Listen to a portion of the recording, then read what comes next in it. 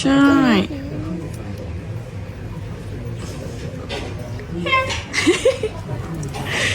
ลองเพื่อนๆอย่าลืมใช้ปากให้นุ่มดาวนี่หอมละมุนนะคะ มันหอมละ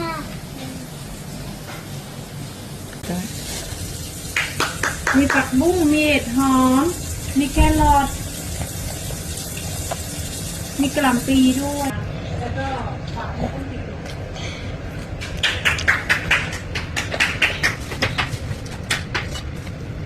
เคี้ยวนานๆนะเคี้ยวนาน